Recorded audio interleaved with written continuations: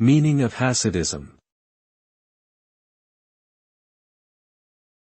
Hasidism. Hasidism.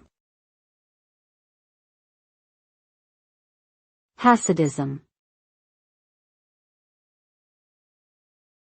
Hasidism. Hasidism is a Jewish religious movement that emerged in the 18th century in Eastern Europe. It emphasizes the importance of serving God with joy and enthusiasm, instead of traditional study and observance. Hasidic teachings stress the spiritual significance of mundane activities and emphasize the value of personal prayer and mysticism. Followers of Hasidism believe that one can achieve a closer relationship with God through these practices. Hasidic communities are tight-knit and focused on communal life, with a strong emphasis on rabbinic leadership.